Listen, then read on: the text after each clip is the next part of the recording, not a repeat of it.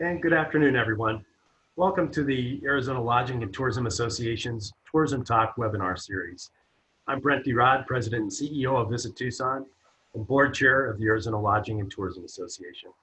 I'm excited to be the moderator for today's conversation, where we look at how the tourism industry has reimagined the customer experience. First, thank you to Kim Sabo and her talented team at the Arizona Lodging and Tourism Association. Since the COVID-19 pandemic hit, Kim created AZLTA's AZ Safe and Clean program, which outlines expanded cleaning protocols for AZLTA members. AZLTA also led industry statewide efforts to reopen hotel and resort swimming pools this summer and has championed federal initiatives to deliver much needed relief to tourism businesses and their employees. Finally, the Tourism Talk webinars staged by AZLTA this summer and fall have been a great way to connect those of us working in the tourism industry with leaders who are trailblazing recovery efforts throughout Arizona. We have a terrific panel with us today. They will talk through the health and safety protocols they are implementing to keep their customers and employees safe, along with how they have helped to innovate, grow, and overcome challenges caused by the COVID-19 pandemic. First, I'd like to introduce Greg Charbonneau, Vice President and General Manager of Odyssey Aquarium in Scottsdale. Greg, welcome. Thanks for having us, Brent. Really appreciate the opportunity to participate in this panel and share our experiences. Really appreciate it. And we're excited to have with us today Larry Kukulik, Senior Vice President and General Counsel for Best Western Hotels and Resorts. Larry is an engaged and valued board member for us at AZLTA. Larry, thanks so much for being with us today. Thank you. Thank you for the introduction. I'm fortunate to have been Best Western's General Counsel the past 11 plus years. By way of background, in addition to my legal responsibilities with regard to governance, contracts, litigation, intellectual property matters, I'm also responsible for our human resources functions, as well as administrative support to our development teams, and our 300-person call center operations also fall under my area of responsibility. Excellent. Thank you so much. And finally, I'd like to introduce Rob Lind, General Manager of Arizona Snow Bowl and Flagstaff. Welcome to the panel, Rob. Thanks very much, Brent. It's really an honor and privilege to be part of such an esteemed group. I'm the General Manager here at Arizona Snow Bowl, and I've been in this role now for a little over a year, and certainly this is a very appropriate conversation for us to be having. No question about that. And unfortunately, Joe Hughes with American Airlines, who was scheduled to participate in today's panel, had a last-minute conflict. Before we jump in, just a reminder to our viewers, you're encouraged to post questions. We'll do our best to answer those during the session today. And again, my thanks to all of our panelists for joining us today. And then quickly, Greg, can we jump back to you? Can you just tell us a little bit more about yourself, just how long you've been with the Odyssey Aquarium and how COVID-19 might be impacting your business? Sure, happy to. So Odyssey Aquarium sits at the Arizona Boardwalk destination right here at the 101 and Villa de Ventura Boulevard. And, our company, we're a very unique company in that we're the master lessor on the land, we're the developer, we're also landlords, and we also have several businesses that we operate. And in my role for the company is I'm general manager of the aquarium, Titanic, the exhibition, Surprise Your Eyes, and then I help oversee the operations for the destination, as well as new business development and attraction designing, such as Paradise Earth, the Hyatt Place Hotel, San Diego project, and such. So we have a wide variety of responsibilities. So my participation today is going to go a little bit beyond Odyssey Aquarium in that I'm going to speak to the whole destination, because COVID-19 has reshaped and reformed every facet of our business, whether it's internal from our team member standpoint, whether it's collaborating with our tenants, working with the community as a destination, and equally as important to all of those, our guests that walk through our door and our collection of animals. We're Association of Zoos and Aquariums accredited, which means we hold the highest and gold standard care for animal welfare, animal care, animal health practices. And during COVID, when we had to shut down our business for 2 months, we still had to maintain the operation. We have over 6,000 animals, 70 exhibits, 200,000 square feet of living exhibition within 2 million gallons of circulating artificial seawater and freshwater. And it really required us to rethink our strategies on how we're going to manage this operation without guests coming through the door, because our guests help pay for the animal food and the salt water that makes up everything and funds our daily operation. And so what we had to do was we had to lay off over 50% of our staff. Our executive team, they all took 35% cuts in pay, senior leadership 20, all team members 5%. So everybody participated in the hardship, and we took the time during the closure to create a reopening strat plan for the entire destination, the aquarium. We revamped our time ticketing process, the way we allow guests coming in the door. Team members had to wear masks, plastic shields. We installed probably 3,462 signs throughout the building and the destination, reminding all of our guests and our team members that safety is a partnership and we all must participate collaboratively together to operate safe. And so we looked at every aspect of the operation to operate safely and take care of the animals. We're a 24/7 operation, and that's our principal goal, along with our team members and then our guests. Thanks so much. I appreciate that answer. We'll jump back on a couple of questions that are related to the animals and overall on the operation in just a couple of minutes. But Larry, I want to turn it to you quickly here as well. I feel like Phoenix is very lucky to have Best Western International in terms of your corporate headquarters. Can you just talk about the size and the scope of Best Western International? Sure. We're somewhat of a local secret, actually. A lot of people I meet are unaware that Best Western's global headquarters are actually located here in Phoenix. We're located at 24th Street in Lincoln, and we have a second facility, our Global Operations Center in Northwest Phoenix, that includes our call center and technology platforms, to include the technology that hosts bestwestern.com.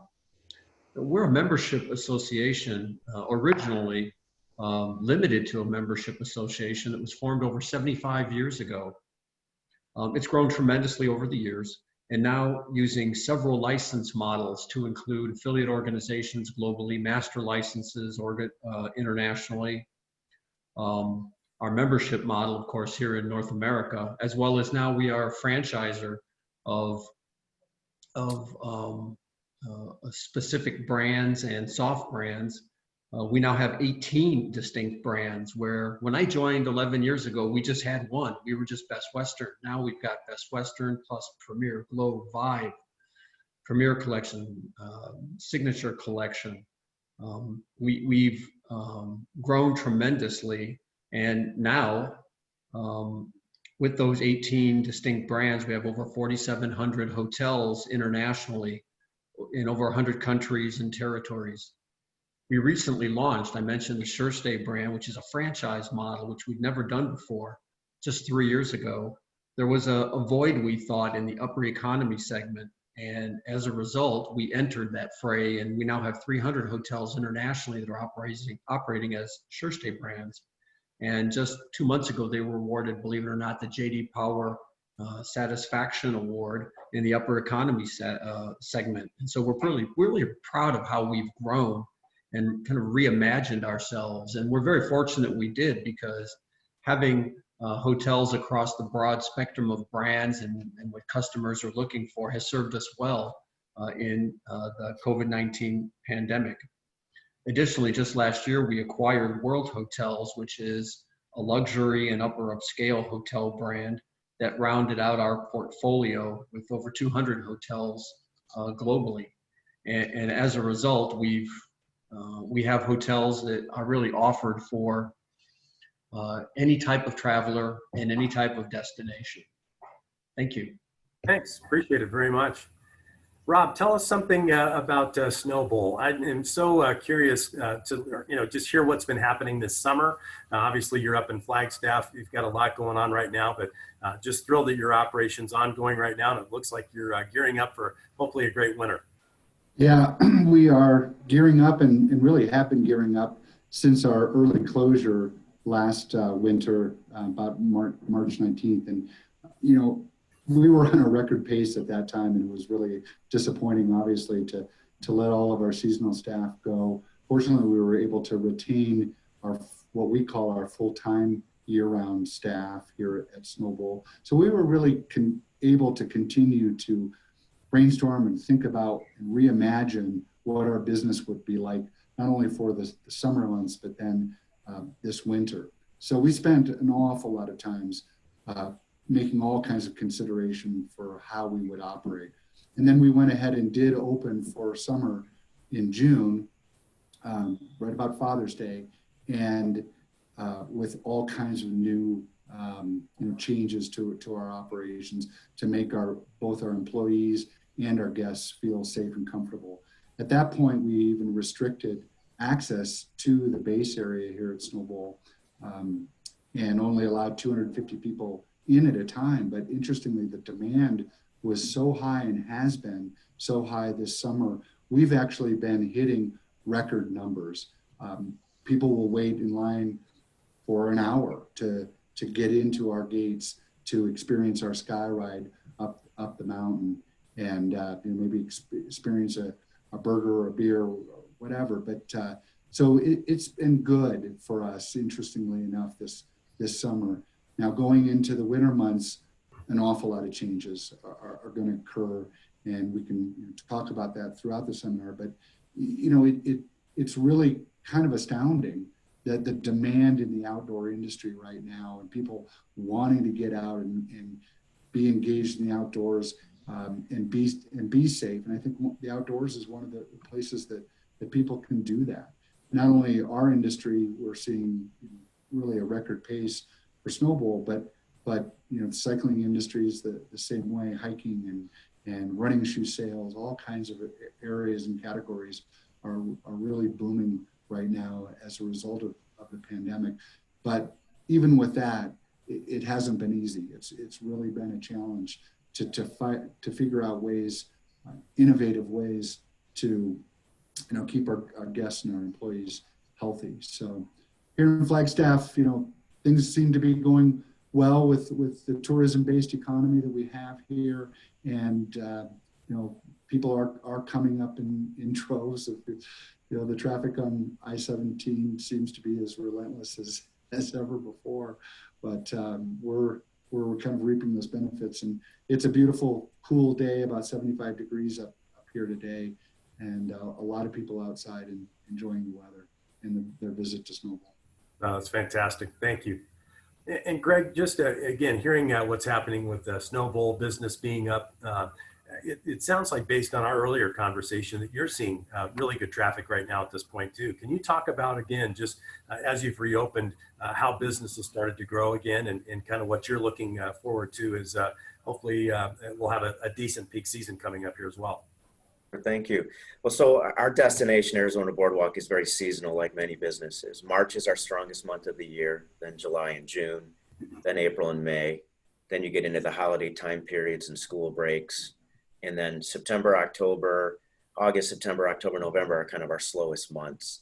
And while we were closed, obviously it was zero. After we opened, we saw anywhere from 25% same time last year up to 80%. And what impacted that, three major events that really saw a significant decline in our business during the reopening phase.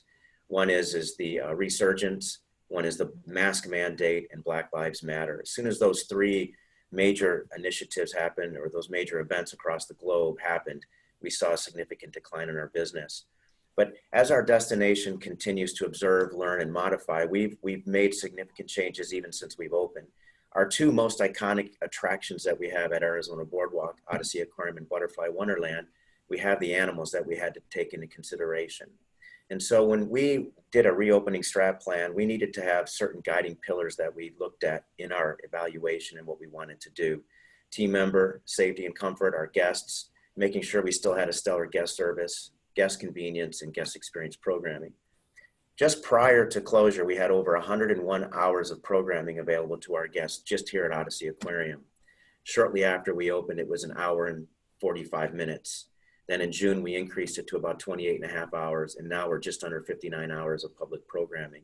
And so what we're doing is we're slowly reopening as our operating decision inputs tell us that we can. One is our executive leadership team, what we want to do, government regulations and compliance, our team member comfort, and then marketplace consumer confidence sentiment, making sure that we can comply with what they want. When we opened, we only opened up at 15% of our building capacity.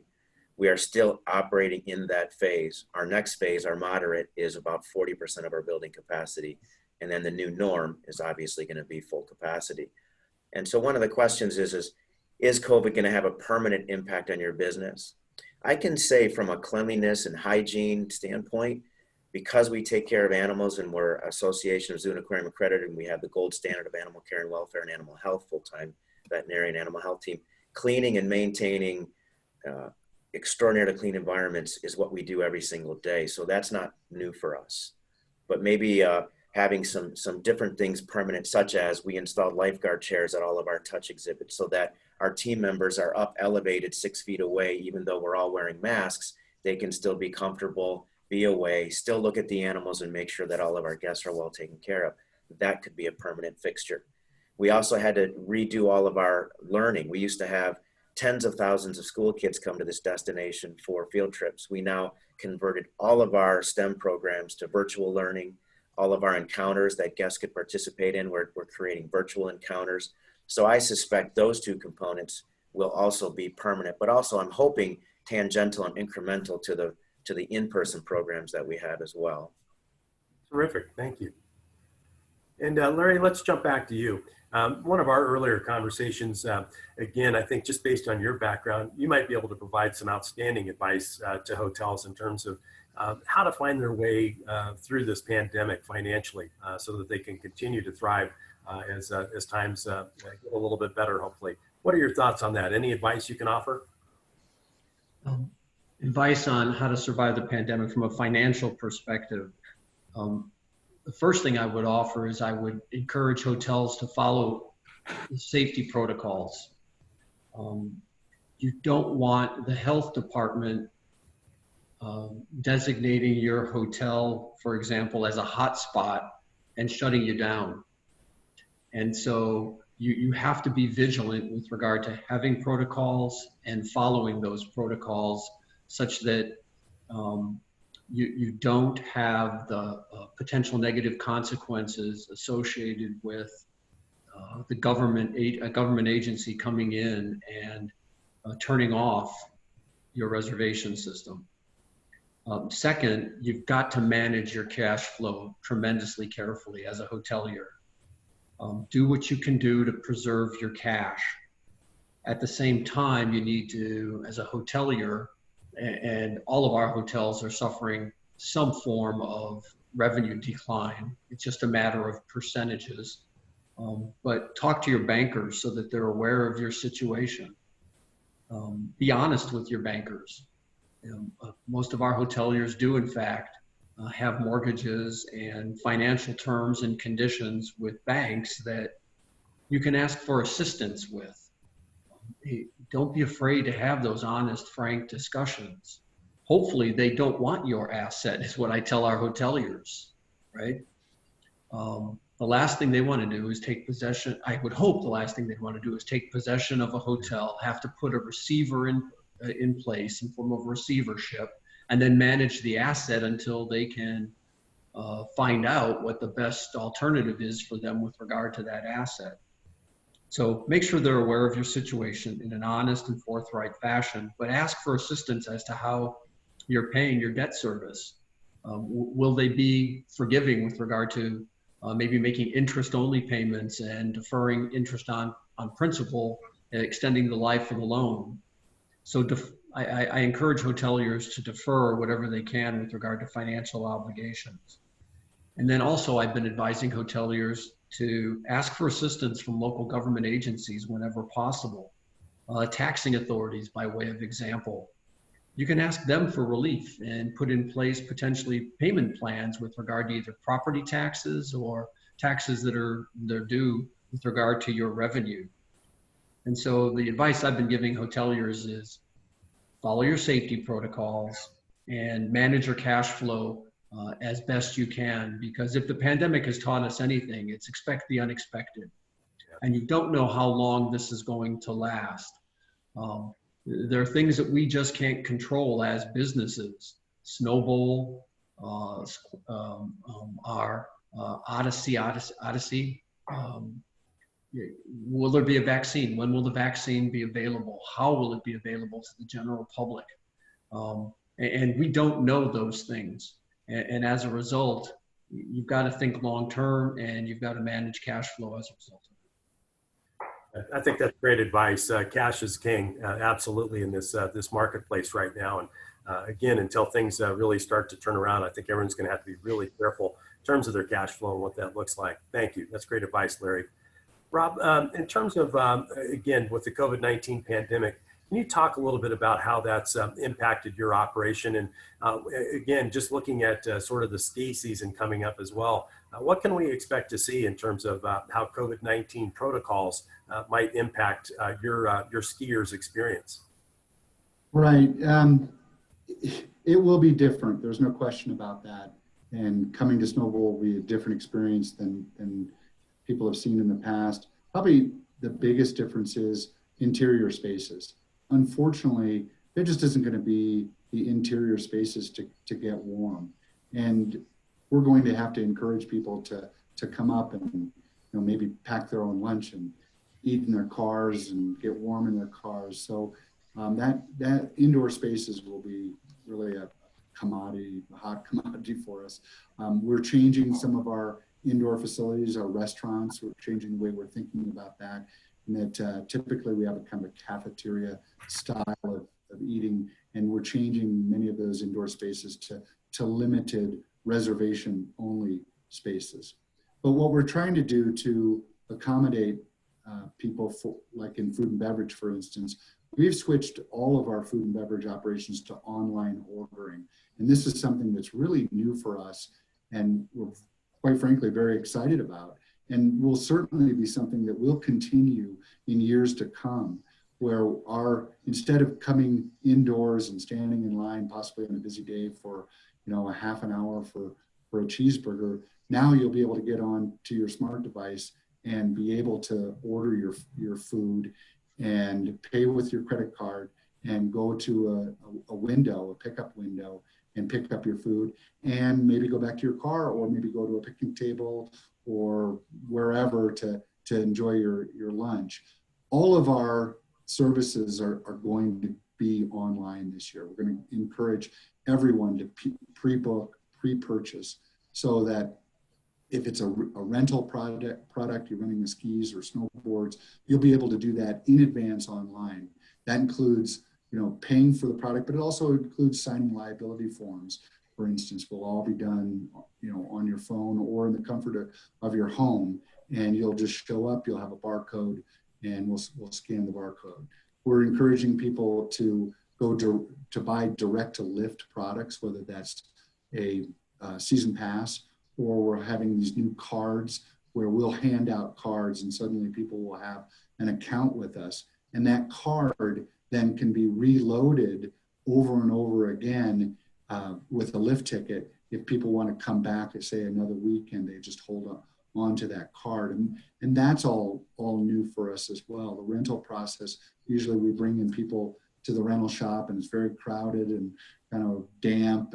And now we've rethought our rental process where you come inside and we'll have a boot fitting area where people can try on their boots, but then they're going to retrieve their skis outdoors. And this technology is helping us with all these kinds of solutions.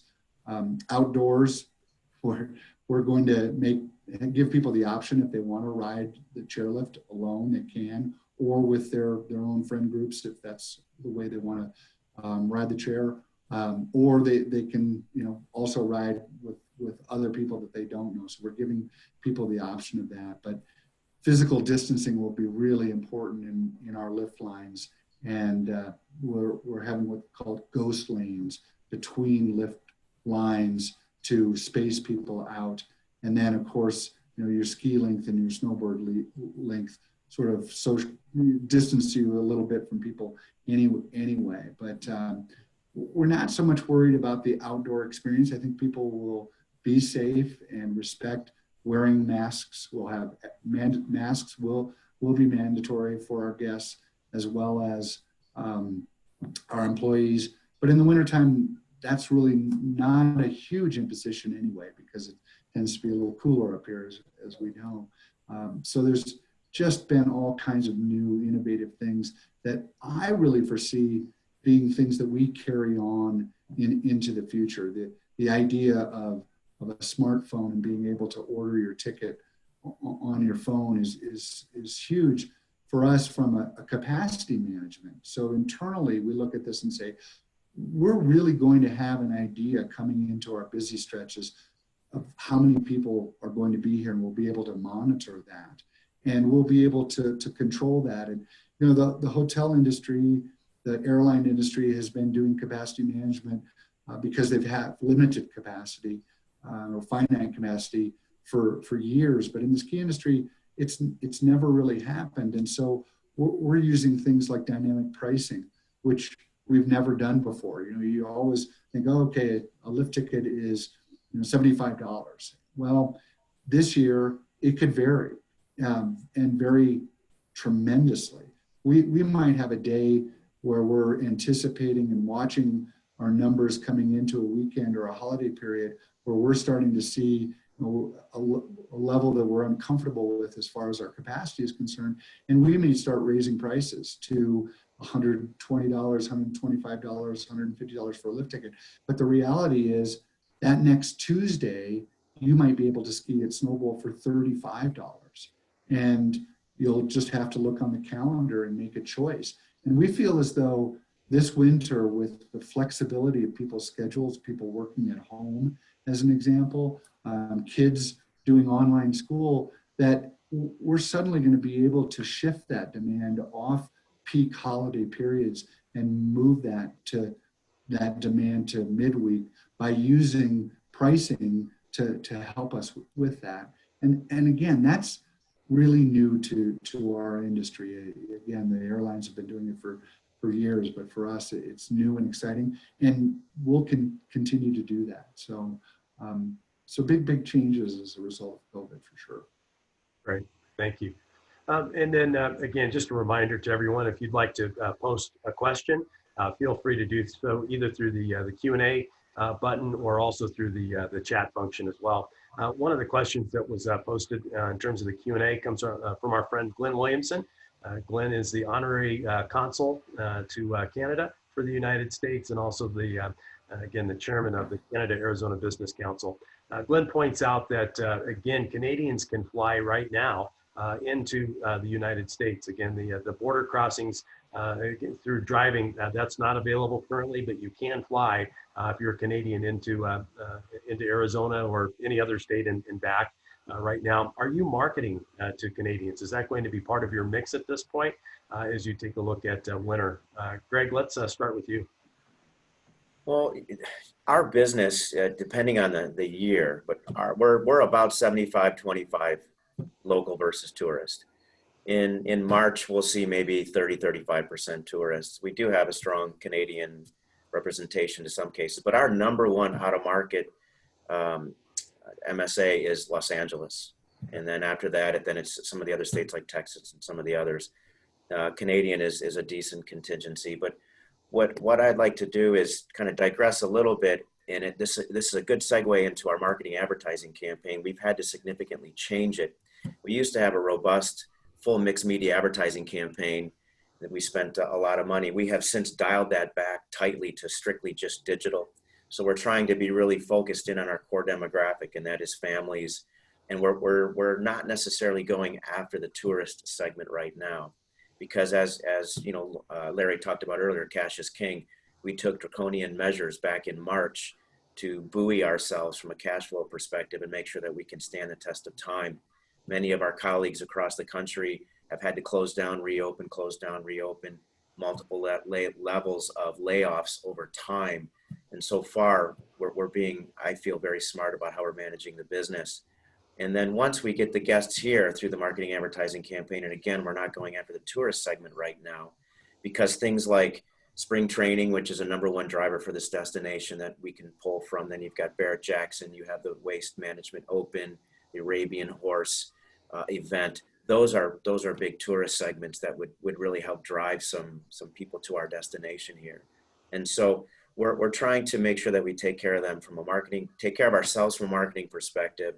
But going back to how we're managing the business, we do have variable pricing model for the destination. When Odyssey Aquarium opened up originally, we were time tickets because we were capacity strained in the opposite direction, meaning we wanted to spread people out because of popularity. we actually re-implemented that for post-COVID to help manage to that 15% building capacity. We don't have true dynamic pricing, but we do have variable pricing.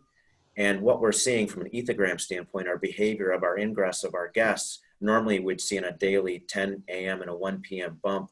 We're not seeing that like we used to. It's kind of pretty steady all throughout the day. And our evening hours, which is the cheapest price point that you can get online in advance at $25, has really taken off and has done really well for us. And in September and October, we're actually, from a revenue perspective, slightly ahead of last year. So for us, it's local traffic mainly. And then as the business starts to open up and tourists start to come back, then we're going to start driving our marketing focus to tourist segment. Thanks, Greg. And then Larry, just looking at Best Western International, again, in terms of just the scope and scale of your marketing, rather vast. And so looking at international marketing, and for us, I can just tell you here in Tucson, the international marketing, we're not doing much currently. And a lot of it just goes back to borders being closed to non-essential travel. But again, we're hopeful that at some point here after the election, we see a reopening of those borders sooner rather than later. Larry, just looking at Best Western International, how big of a component will international travel be for your hotels coming up this year? That's a great question, and one of those events that we can't control, because you see the different countries with their different border restrictions. And so Asia, by way of example, still has tremendous travel restrictions in place. And as a result, they're seeing pretty similar to what we're seeing, which is in-country tourist destinations doing very well, but the city centers that would be corporate business not doing well at all, because the corporate business just isn't traveling. Yeah. Europe, all of a sudden you're seeing new hotspots and new restrictions. Belgium just had, I think, another declared hotspot, so they closed down their border. France, again, from a call I was on earlier this week, they may be considering new restrictions. And for Best Western in France, by way of example, the majority of our hotels are in Paris. And you can imagine the devastating effect that has had, the pandemic has had on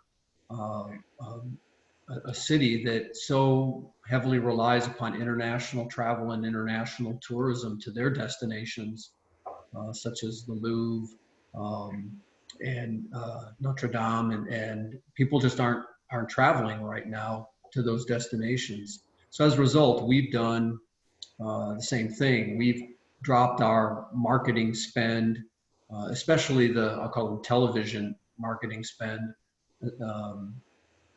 And we've done so in the United States as well, but we also balance that marketing spend because we know people aren't making decisions based upon TV ads right now, but we also looked at the cost of those TV ads in an election cycle, and the demand for those I'll call it peak moments that are very expensive now as you compete with people that are seeking election.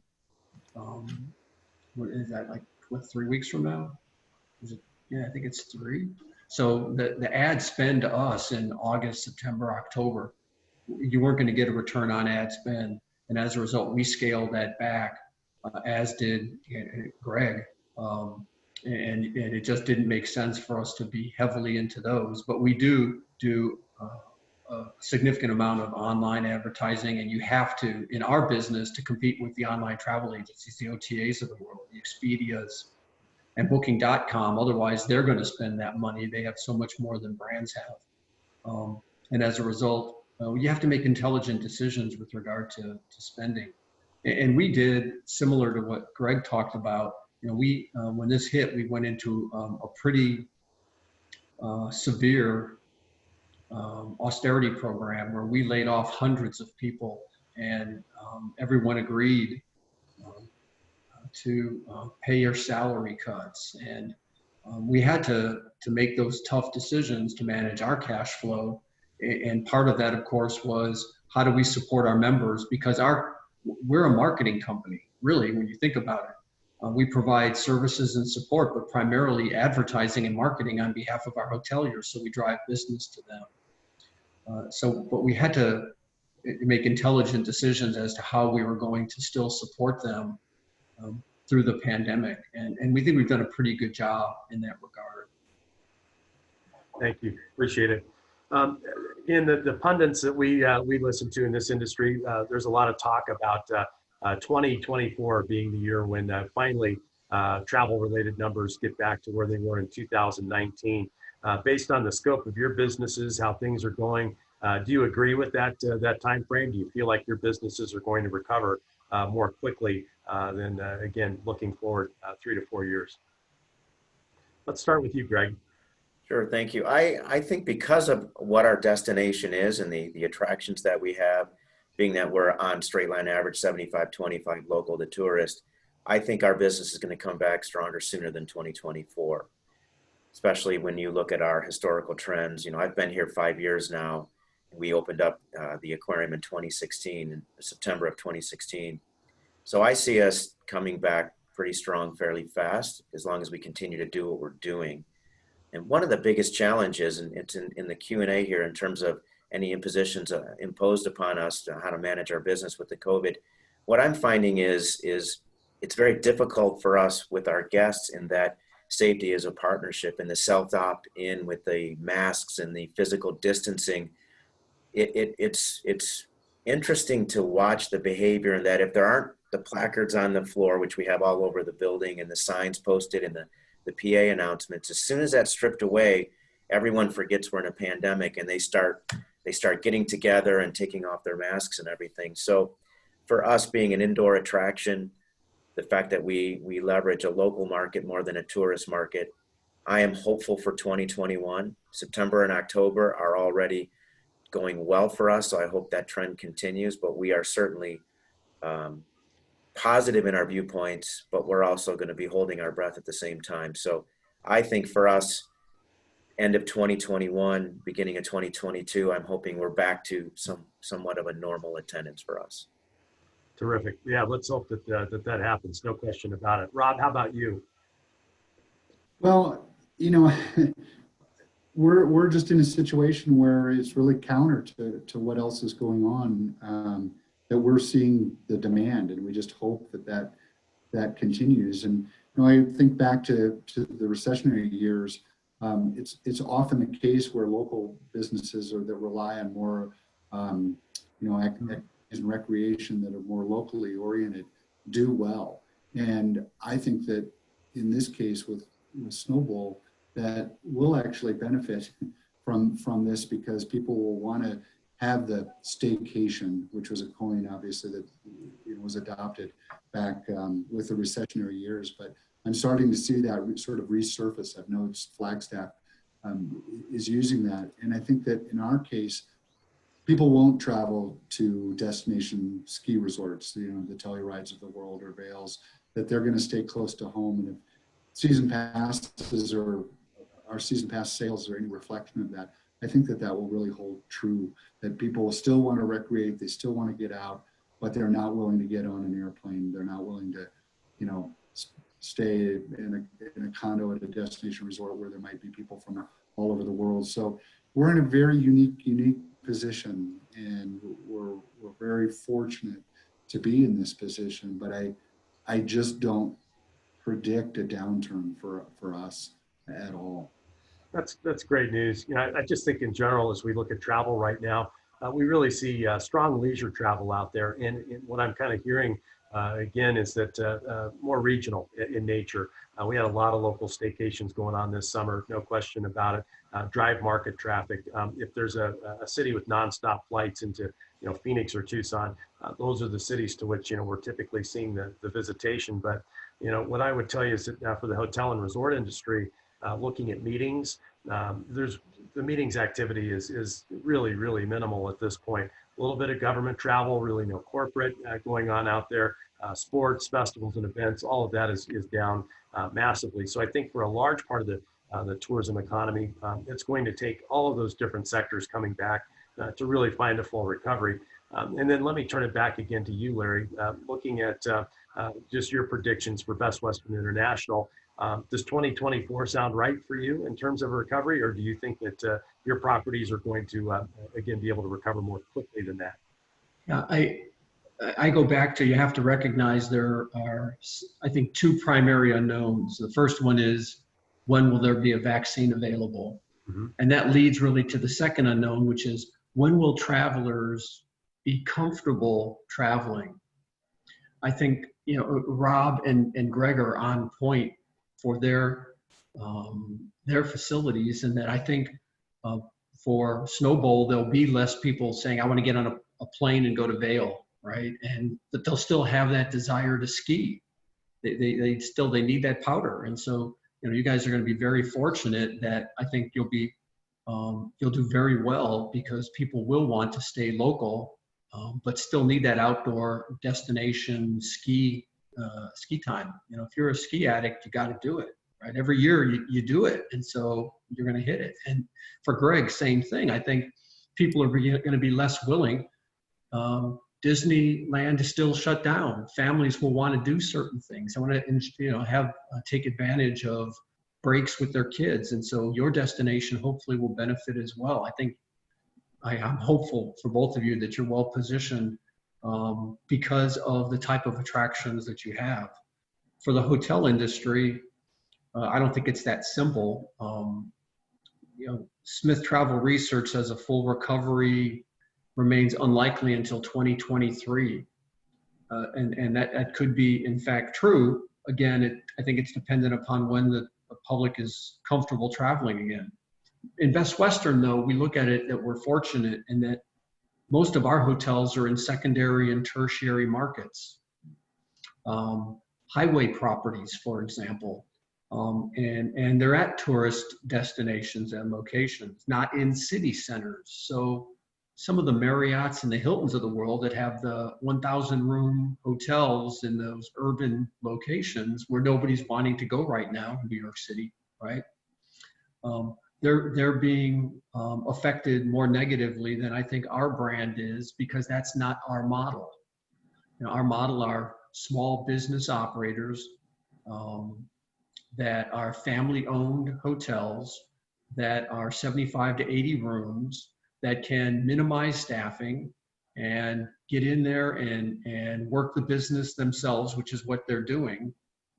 And we're fortunate that when we do see travelers on the road, that their travel is consistent with our locations. By way of example, I think the industry RevPAR is down, let's just say 50% year over year. We're at 40. So we're 10 points better than the industry average, which is a good thing for us. You have to realize 2019 was a terrific year for the hotel and the tourism industry. And it's tough to use that as the comparative year as well, to say, let's get back to 2019. But we do think, we're very optimistic that if you have, and I'll use it kind of as a segue, I went to Odyssey's website, and I saw, for example, that right up on top, there's a banner ad that says, click here to see what we're doing in terms of safety, right? We have to market ourselves as safe operators. And so I know you're doing that, Greg, and that's what gives people that comfort to come and stay with you. And so I think the more we can convince the public that we're doing the right things, the faster our recovery can take place. And so when we put in place our We Care Clean program, when you went to our website, there was a banner ad, and you click there for what we're doing. And it's almost as if you have to convince them that you're doing the right things. And hopefully that will speed up that recovery process. Another question I have, I guess, for all of you that I want to put out there too, and I'm hearing from hotels, attractions, restaurants on this point, but that many of them feel uncomfortable asking their employees to police some of the COVID-19 protocols that are in place right now. customers that aren't wearing masks, customers that refuse to physically distance out there as well. What approach are you taking with your staff members from that standpoint? What are you asking them to do? How far are they willing to go in terms of just policing those different protocols? Greg, can we start with you? Sure. So we're trying to promote safety as a partnership for everybody. And it puts our team members in a very, very difficult situation. And we've adopted the policy, everyone must wear a mask regardless of condition. Even if it's a medical claim, you have to wear a mask. We have a certain script that we follow and a guest recovery program to prevent any problems. And we also have the face shields available. And, you know, we adopted the same principle as Talking Stick Resort and Casino down the road. And we've partnered with them on this process to try to maintain a safe operation because our team members need to be comfortable. And so we ask them to participate in this partnership, ask them to approach our guests, but we don't make them, but we ask them to please do it. And if they don't feel comfortable, then to radio somebody or get someone to get involved. Many of our guests will comply. However, what we're finding is with the politicization of this and the politics involved, we just have folks that are just adamantly opposed to wearing a mask. And that's when it gets difficult. And that's when I kind of scratch my head going, what happened to human compassion and self-imposed cooperation to do the right thing to help us get through this pandemic quickly? And that's when it escalates. And then we have to have security come in and we have to have other levels of management step in. And we've had some pretty irate guests, you know, and some that spit in our team members' face, which is just repulsive and disheartening and disrespectful and unacceptable. And so this is what I was alluding to earlier, where to get through this pandemic, you know, Larry, you're right. We need the vaccine. We need the comfort levels up. But people, I think, need to participate and behave in a manner that's respectful of other, regardless of political view, because this is how we're going to avoid the spread. We know it's aerosolization. So our team members know that. A lot of our biologists who have a science background understand that. So they opt in to help participate. The other thing that we're doing is we went to a zone cleaning process for our entire building, as opposed to one person being, you know, a certain function. Our engineering maintenance director divided up the building into 6 zones, and the team member is in each zone, and they do nothing but clean. Those team members are participating in the recovery of this issue and participating in the desire to, hey, help us break this cycle of the COVID by wearing your masks. And if you touch anything, we're going to clean it right after you. So it's a long-winded answer for, we ask our team members to participate, remind people to physically distance, please wear your mask. We give them scripting, we give them training to try to get themselves out of a pickle. But at the end of the day, their safety net is I just can't do it anymore. This guest is irate, or, you know, I'm just not having a great day, so I'm not going to go on the guest side. I'm going to take care of my animals in the back. And so we try to work with the team members because we need them, we want them, we care for them. And if they're anxious and if they're not feeling safe and comfortable, then our operation fails. So it's a really fine line that we have to walk on a daily basis.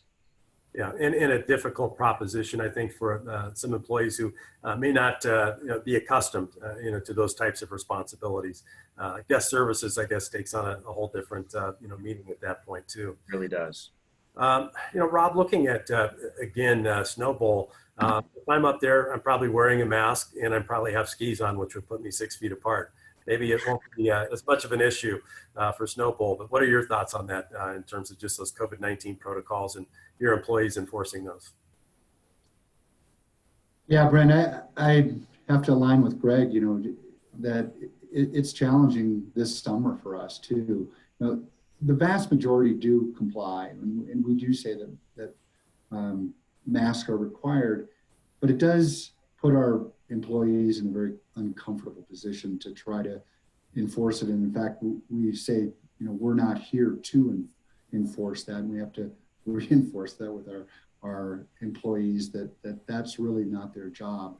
And we do have security, and we're able to usually talk to guests in a reasonable fashion. But if they don't, or if they make a big stink about wearing a mask, we've had to ask people to leave. And this winter, again, the volume will increase. So I imagine that the challenges will be greater this winter than they have been this summer. And again, wearing a mask is somewhat a part of the culture of skiing. You do see a lot of kids, for instance. It's kind of cool to pull up their buff, so to speak, and wear that. But I think that it's really the responsibility of the guest to be in this with us and try to help us all enforce this so that the guest doesn't, feel uncomfortable, and our employees don't feel uncomfortable, because it's gonna be a challenge for sure. Yeah. And Larry, how about, again, with Best Western, any guest services protocols, I guess, if you will, that you have in place to deal with customers who may not be following the COVID-19 safety regulations? So we recognized the issue pretty early, and we actually created a training video for all of our hotels to share with their staff with regard to guest interactions, is how I'll refer to it. The pandemic has increased everybody's level of stress, while also, I think, reducing everyone's level of tolerance for one another, quite honestly. Everyone fearing for their own health and safety, and employees feeling like they're being placed potentially in harm's way if somebody doesn't wear a mask. And then you have the government restrictions that are different and distinct and change from time to time. We teach staff that things can go wrong pretty quickly if you put yourself in a very difficult position and you allow things to escalate. And that really is the kind of the key of the training video, is to make sure that you're considering the other person's point of view, that you may not be the best person to resolve it, that you may need to get a supervisor to help you, especially if you're uncomfortable doing it. We think signage is very important, such that when a guest enters the hotel, they know that the requirement exists, right? So don't even come in if you're going to challenge that as a requirement, because you're going to put other guests as well as staff at risk. So we think that signage and notice is very important. We stress to our associates that they're required to wear a mask. So don't wear a mask that doesn't cover your nose, right? Wear it the right way, because you can't enforce something, we tell them, if you're not doing it properly yourself.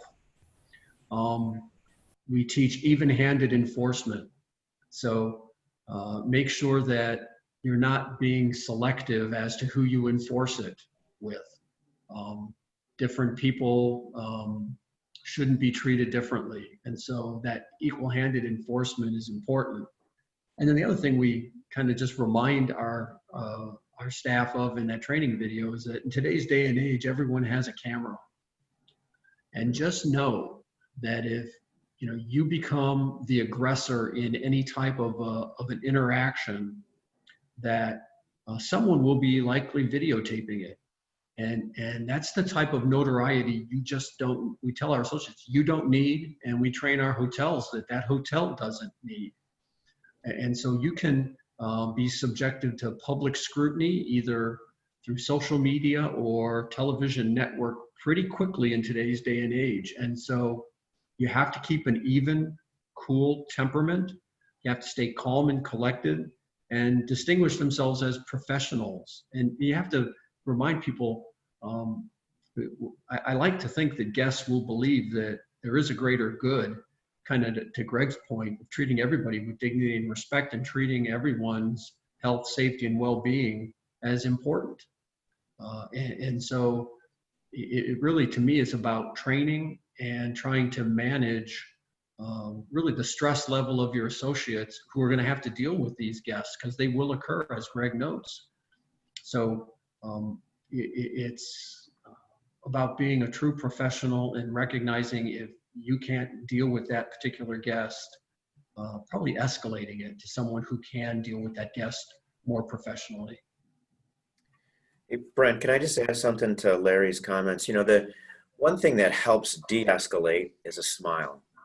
Yeah, I agree. Welcoming, how can I help you? To your point, Larry, about listening to their viewpoints and taking it to heart. And these masks make it really, really difficult. And early on, I made the joke to the team members, we need to learn to smile with your eyes. And I was the first one to say I need to work on it the most, because when I'm deep in thought, I have that scrunchy face going on that doesn't look pleasurable. And you put a mask on it and my eyebrows are scrunched together and I just don't look friendly. And that is a significant challenge for us. And so some of our team members were looking at the face shields with those clear face masks so that people can see the smiles and people can feel good about how they interact. And then the other thing is, going back to the team members, is communication and collaboration, because we want to observe, learn, and modify. We've been modifying our operation and trying to get our team members who are on the front lines in the operation, allowing them a mechanism to give input on changing the operation. And we've done that several times, and that works really well. And I'm sure, Rob, you've done it numerous times already, that getting the team members involved with that is really, really helpful. And we are actually nearing the end of our hour. So what I'd like to offer each of you an opportunity, if you've got a final closing statement, anything that I didn't ask that you want to address, you want to give it 30 to 60 seconds, let's go ahead and do that. So Rob, let's start with you. Well, I think that the takeaway is to innovate and think differently about your businesses, and try to, in this very, very difficult time, to look at the positive side and where can we make strides. You know, as the other panelists have said, you know, percentage points can make a huge difference in your business. And by trying new things and taking risks, you may gain 5, 10, points in certain, areas of revenue. So I think that that's the key, is to try to remain as positive as possible in your outlook of your business, and try new things and innovate. Something we've said here too is, COVID has given us a time to make mistakes, and people actually are understanding of that. Waiting in line for an hour because we have a new policy, people are accepting of that because of COVID, where they wouldn't have been before. So there are certain things that people will be accepting of when you try new things and try to innovate. They're caring and understanding that you're trying your best to run your business as successfully as possible. So again, I think it really is time to sit back and reflect and pause for a moment and say, how can we do this differently? How can we make it better and try and explore new areas? Great, thank you. Greg, how about you? A closing comment?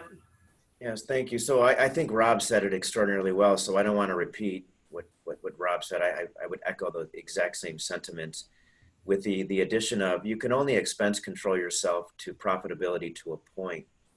And so looking at the top line, I think you need to have the courage to make some very difficult decisions. One big decision for us is I talked about our experience being cut from 101 hours down to 2 hours, then 28, then 59 or so, 51. And we had to maintain the courage of keeping our same prices. We didn't discount, we didn't slash our prices because our guest experience programming went down. But we did offer the variable pricing model, so that, which we've had for a while, but we just amped up the advertisement of it so that we empowered our guests to make the decision of the price point that they wanted to pay. And we needed to be courageous to maintain that pricing model. And then the other is looking at future business lines. Our catering business has really declined significantly, and it was a pretty good contributor to our top line revenue and our EBITDA. And so we're having to rethink how we're going to get that business segment back, and how we're going to operate to all the things that Rob and Larry talked about with the consumer confidence and the tourists and business and conventions. All of those things we need to come back, because that's a business line for us. So we're going to have to be courageous in how we operate with that, and how we promote it, and how we manage it. So be positive and be courageous at the same time is my advice. Thanks, Greg. And Larry, any closing comments? We have to innovate. We have to prioritize. I just look at a guest room in a hotel. What do guests really want today? Do they want decorative pillows and bed scarves? Probably not. They want cleanliness. We have to redefine what's important. That saves money for our hoteliers. So you prioritize, you figure out what's important to the consumer, and and right now, in my opinion, it's safety and well-being, and that's what we are focused on. And the other thing I would point out, and thanks to Kim and to you, Brent, for hosting this, because the other thing to remember is we're in this together as a tourism organization and association. It's not about just hotels and restaurants, although we're all linked together. And the more we as a group can convince people that we're doing the right thing, the more tourism will occur in Arizona. And so however we can share best practices and help each other get through this, the better off we'll all be. So thanks to Kim and you, Brent, for serving in and as the host of this event. Arizona Lodging and Tourism, I think, has really stepped up with regard to their responsibilities and duties and doing the best that we can to get through this together. So Kim, I know you're on the call. I wanted to publicly thank you for all of that. Thanks everybody for participating. Thank Well you. said, Larry. Well said. Appreciate Well it. said.